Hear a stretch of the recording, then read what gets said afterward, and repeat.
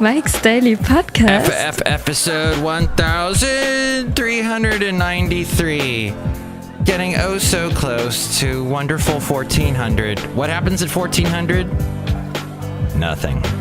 But it's happy time for Mike here today to talk to you. I talk strange. Hey, we're broadcasting from the last place on earth here somewhere in Podcaster Valley at Café Anyway. And Mike's Daily Podcast. Podcaster Valley Mont, a.k.a. Fremont, where the worst traffic system... Mike's Daily Podcast. The signals are so bad in Fremont. Hey, I'm making sweeping generalizations, but here is something else you should know about this part of the nation, and that is just above Fremont, there's Union City. That's okay. And then there's Hayward, and oh my gosh, today I had crazy drivers and people riding Mike's Daily Podcast. Homeless people riding bikes at 4:30 in the morning makes no sense to me. Where are you going? What do you do? Mike's Are you coming back from a Daily party or Podcast. I guess you have nowhere to live, so Yeah. you must keep riding your bike? I don't know. I don't understand. But they ride right across the street and I almost hit them. And that's not good. So that's where I live in the Bay Area. And I'm happy today that I'm not getting food poisoning from drinking my smoothie like I did yesterday. So I put an apple in my smoothie yesterday, and look who just walked in. This is the beginning of a story that I know intrigues you. Hello, Michael Master, it's Madame Rootabega, and you should put the Rootabega in your smoothie. Ooh. No, I draw the line there. So some idiot said to me on Friday, "What do you put in your smoothie?" I said, blueberries, banana, a little bit of ice. He goes, "Why don't you just eat the blueberries and the banana? Why do you need a smoothie?" I am eating the blueberries and the banana in the smoothie, idiot. Look who else is here. Hello there, Mike. This is Valentino, the parking attendant. And this is Bison Bentley. Do you know that? Mike's smoothies are healthy for you, plus they're delicious to drink. Yeah, and that grass is really good. Wheatgrass. Do you know that? Yes, so much so. So yesterday's smoothie, however, I used an apple that I think had passed. And here's today's podcast picture. Podcast picture past its prime plosives. And the apple made me sick. And I felt like, my stomach was just gonna fly right out of my body. And meanwhile, I'm producing this guy's show, and he's droning on and talking about something, and I'm about to pass out and die. The end. Did you enjoy that? That was my story. Now, I'd like to sum up everything by saying the podcast picture is of the wonderful Oyster Bay regional shoreline on the bay. It's so pretty there, and you can have your dog off leash in certain parts, as I have mentioned on this podcast before. And I would... hang on, let me grab something out of my phone while I'm telling you this.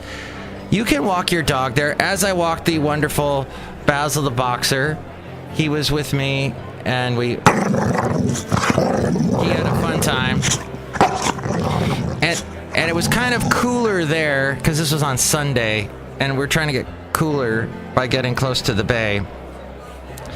And it was beautiful. And I took this picture. There's a sculpture there of a bunch of posts that are leaning as if they're falling over, but it's an interesting artistic ensemble.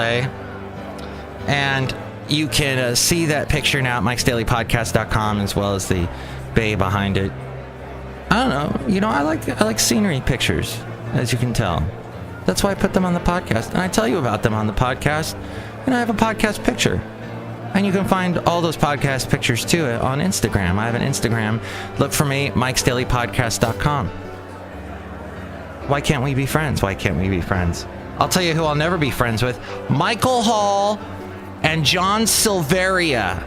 Michael Hall, not Anthony Michael Hall, but he might, he's like a mean jerk like Anthony Michael Hall plays nowadays. He used to be the cute teenager kid. Now he's always this gruff ex-military weirdo in every TV show he's on. But Michael Hall and John Silveria were the two policemen that gave me a $300 ticket because I had Basil off leash.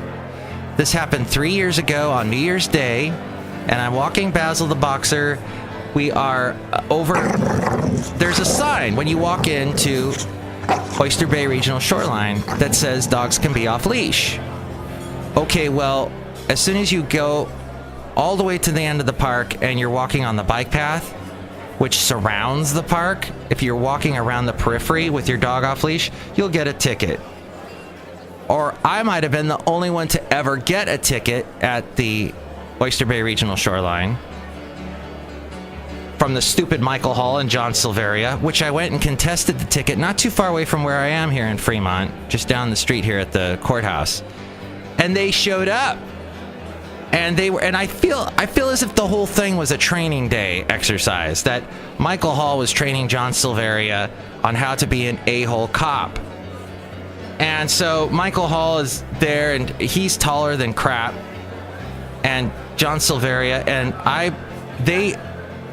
don't specifically remember what it was, but I remember them couching what happened, because they were, the judge asked them what happened the day that I got the ticket, and I had to correct them.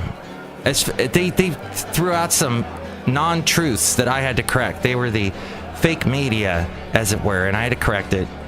And and I brought a bunch of pictures. I gave them to the judge, admitted them as Exhibit A, B, and C, and the judge, in fact, complimented me.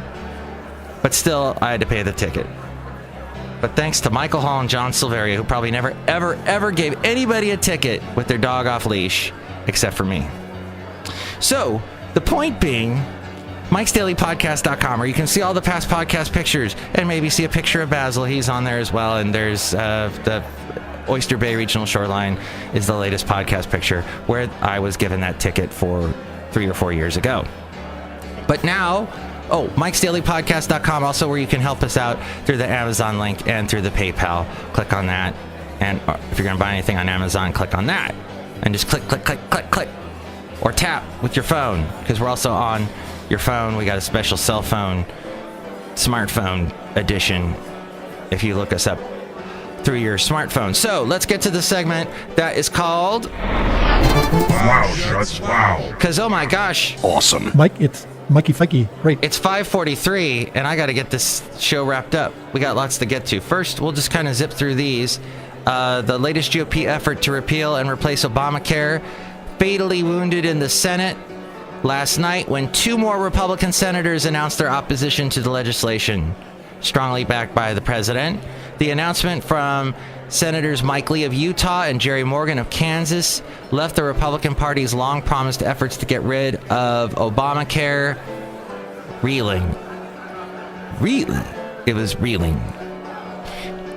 Majority Leader Mitch McConnell announced that he will retreat and try to pass the more straightforward Obamacare repeal bill that Republicans approved while Obama was still in office and certain to veto it.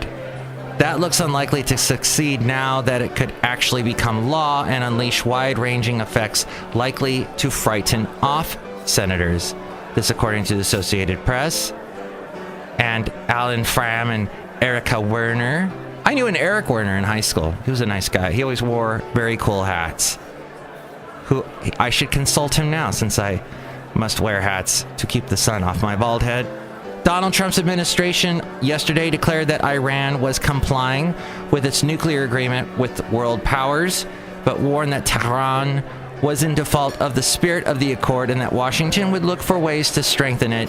It was the second time Trump certified Iranian compliance with the agreement since he took office in January, despite criticizing it during the 2016 campaign as the worst deal ever. Trump administration officials briefing reporters yesterday on the decision said new economic sanctions against Iran were being prepared over its ballistic missile program and for continuing regional tensions. Meanwhile, Thousands of peeved voters are removing themselves from state voter rolls, according to Danunuro Clark of NBC News, prompted by a fear that their personal information could be revealed by Donald Trump's vote fraud commission. The number of those unregistered ranges from several thousand in Colorado to hundreds in Vermont and a handful in some other states. Several state officials told NBC News as voters mount a mutiny at the Presidential Commission on Election Integrity, which was formed in May to study vulnerabilities in the American election system. Trump is very upset that he thinks several million people were, despite the fact that I won. He won, he thinks that he lost the popular vote. And he thinks it's because a lot of people voted illegally. So now, as paperwork goes missing, billions in private student loan debt may be wiped away. This, according to the New York Times. Tens of thousands of people who took out private loans to pay for college, but have not been able to keep up payments and may get their debts wiped away because critical paperwork is missing. The troubled loans, which total at least $5 billion, are at the center of a protracted legal dispute between the student borrowers and a group of creditors who have aggressively pursued them in court after they fell behind on payments. Judges have already dismissed dozens of lawsuits against former students, essentially wiping out their debt because documents proving who owns the loans are missing. And then I wanted to mention about Disneyland. Raise your hand if you've planned an entire Disney vacation over one single ride. Now fans of the Great Movie Ride better book it in Orlando, Florida before it closes for good. I never rode that. The beloved ride, which has been around since the park first opened in 1989. And this was a cherished part of childhood memories. The Great Movie Ride began... this was at the MGM... It began with the iconic entrance of Grauman's Chinese Theater and took you on a whirlwind tour of MGM history with famous movie cameos ranging from The Public Enemy to Raiders of the Lost Ark in an 18-minute adventure that stuck with viewers long after the ride concluded. This is at Disney's Hollywood Studios. In its place, Mickey and Minnie's Runaway Railway will be there instead. Does anybody really go to Disney's Hollywood Studios? Does anyone know that exists in Orlando, Florida? You can call me, 336-MM-DAILY. That's 336-MM-DAILY. I think, I didn't know about it till I actually went to Florida. And I'm like, oh, wow, really? There's a whole other... It's like Disney's version of Universal Studios. And that theme park, as well as a working studios where things are filmed, and my dad worked at for most of his life, working on shows like Macmillan and Wife. And now I'm making rhyming song lyric things again. Finally, yesterday was World Emoji Day, celebrating the explosion in use of little characters that have changed the way people around the world communicate. Some have despaired that the symbols are meaning the end of the written word, but experts say that far from destroying language, emoji are enhancing people's ability to fully express themselves as text-based communication increasingly replaces face-to-face interaction, which I always find fascinating because back in when everybody's using the phone for a long time and not writing each other. They would just pick up the phone. And then when cell phones came out, people were picking up the phone on the cell phone, talking to each other, and then all of a sudden they realized, hey, there's this thing called text. And voila.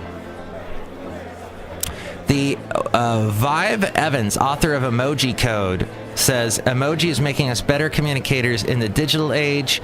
Saying that emoji is a backward step would be like saying when you speak to someone, you're not allowed to make any facial expressions. Humans regularly use their 43 facial muscles to produce more than 10,000 unique facial expressions. And Evans said one of the problems with digital communication when it relies purely on text is that this sucks out the empathy, the emotional expression out of the communication, so it can lead to miscommunication. This is where emoji comes into its own. It puts the body language back in so people can better read emotional intent. This according to USA Today in an article written by William Cummings. The meteoric rise in emoji's popularity over just a few years shows how much the world wanted a way to include those sort of indicators in text-based communications. 3.2 billion people currently are using with what's that statistic? I don't know. I hate statistics. As we go outside of Café Anyway, we're bringing Mike's Daily Podcast somewhere in Podcaster Valley. A lot of people use emojis, okay? That's the point. Hey, that was a great Wow Schatz Wow.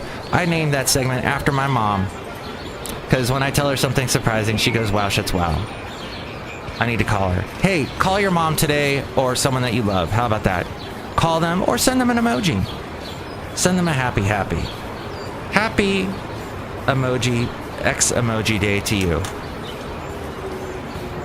The day after Emoji Day. Next show, it's going to be the wonderful Chely Shoehart, Floyd the Floorman, and John Deere the Engineer. Voila. Mike's Daily Podcast is written and produced and performed by Mike Matthews. His podcast is super easy to find. Download or listen to his show and read his blog at mikesdailypodcast.com. Email Mike now at mikesdailypodcast@gmail.com. See you tomorrow. Bye.